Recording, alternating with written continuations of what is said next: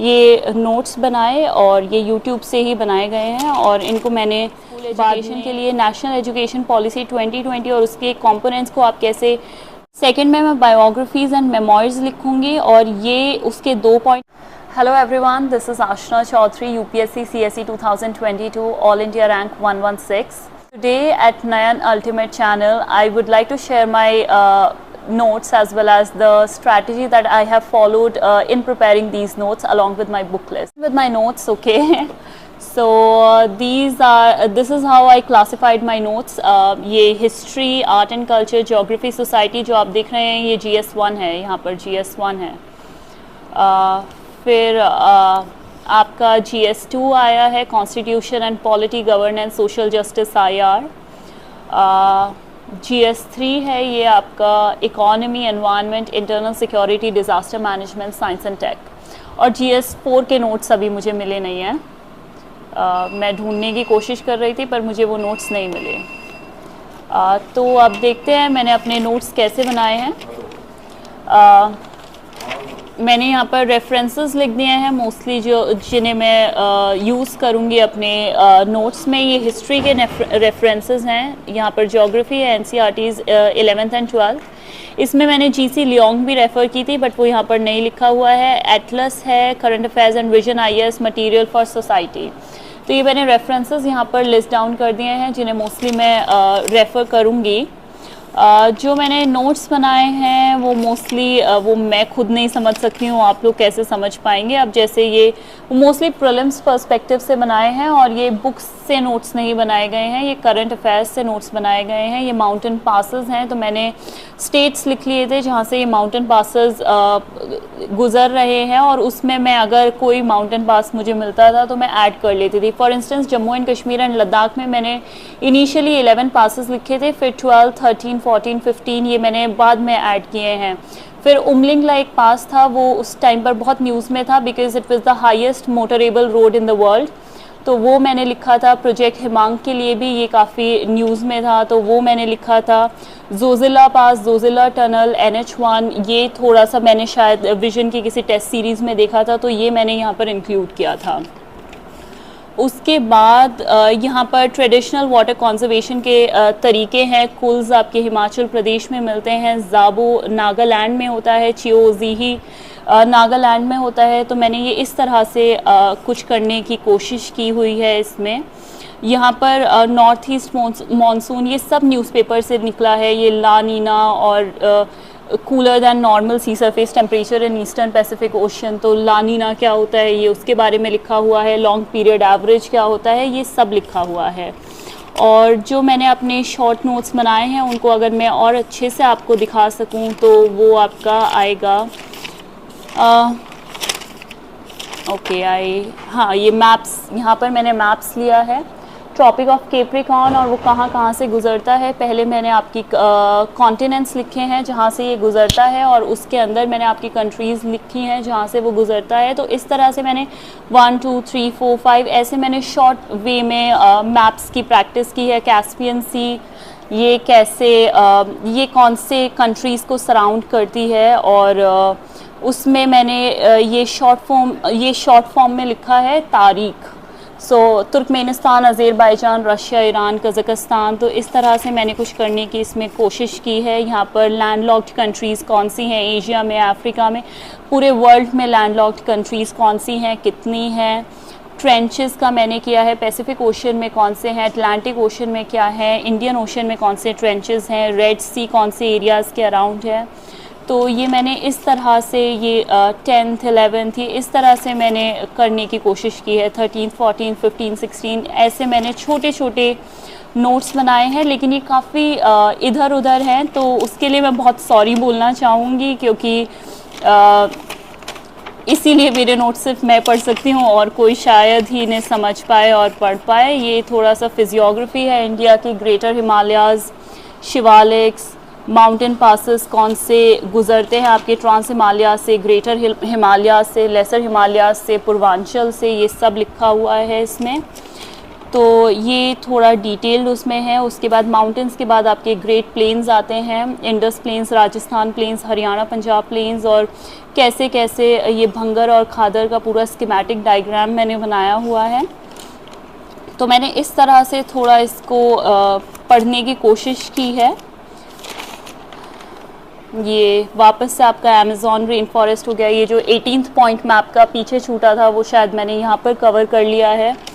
तो ये इस तरह से, और मैंने एग्रीकल्चर को भी देखिए ज्योग्राफी के साथ लिया है। तो एग्री फूड पॉलिसी के बारे में मैंने यहाँ पर लिखा हुआ है। ये थोड़ा मेंस के पर्सपेक्टिव से मैंने लिखा था। रिकमेंडेशंस क्या थे, ये सब न्यूज़ में 2022 में आया था, 2021 में आया था इनफैक्ट। तो मैंने ये सब कुछ लिखा हुआ है। गारंटीड एमएसपी, फार्मर्स प्रोटेस्ट के बाद ये थोड़ा सा एक टॉपिक बहुत न्यूज़ में आया था कि एमएसपी को कंपलसरी बना देना चाहिए या नहीं बनाना चाहिए, और उसके फिर मैंने आपके पूरा एक ये एडिटोरियल आया था जिसको मैंने इस तरह से लिखने की कोशिश की है। सल्यूशन थोड़ा सा एक ये मैंने बाद में उठाया था, तो ये इस वजह से थोड़ा नीचे स्क्रिबल्ड फॉर्म में है। तो इसी तरह से मैंने बाकी सब्जेक्ट्स के लिए भी किया है। अगर मैं हिस्ट्री पर आऊँ तो हिस्ट्री भी मैंने इसी बुक में की है। तो यहाँ पर देखिए एक्सकवेशन साइट्स हैं, ये क्रिमिला है, बिहार में है, ये सब न्यूज़ में था। Religious and administrative centre of Buddhist, इसकी इम्पोर्टेंस क्या है, ये मैंने इस तरह से थोड़ा क्लासिफाई कर किया हुआ है। Rulers, proficiency, country known as, importance, ये मैंने ऐसे थोड़ी नॉलेज को कंसोलिडेट करने का ट्राई किया है। और ये सब मोस्टली करंट अफेयर्स से या किसी न्यूज़ में या किसी टेस्ट सीरीज़ में मुझे मिले हैं, जो मैंने थोड़ा स्क्रिबल डाउन कर दिए हैं। ये कुछ कॉइन्स हैं, दाम, ये शेर शाह सूरी के टाइम में होता था, कॉपर का बना हुआ होता था आपका दाम। दीनार मोहब्बत बिन तुगलक के टाइम में होता था, और ये गोल्ड का बना होता था। तो ये इसी तरह से मैंने अपने थोड़े नोट्स बनाने की कोशिश की है। स्टैटिक नोट्स को मैंने इतनी इम्पोर्टेंस नहीं दी है यहाँ पर, जैसे आप देख सकते हैं। मैंने जो इम्पोर्टेंस ज़्यादातर दी है वो करंट अफेयर्स को दी है। अर्बन इंफ्रास्ट्रक्चर, ये राज्यसभा टीवी में मैं कुछ प्रोग्राम्स देखती थी, तो उनमें से शायद किसी एक प्रोग्राम में ये आया था, मुझे याद है आज भी, अर्बन इंफ्रास्ट्रक्चर के बारे में। तो उसमें कुछ स्कीम्स थी, उनके एलोकेशंस लिखे हुए हैं, कुछ मिशंस लिखे हुए हैं, की एरियाज़ फॉर इकोनॉमिक मोमेंटम लिखे हुए हैं यहाँ पर। और अगर आपका अर्बन इंफ्रास्ट्रक्चर होगा तो फिर आपका real estate regulation and development act भी आएगा, जो उस टाइम न्यूज़ में था, तो वो भी मैंने यहाँ पर लिखा हुआ है।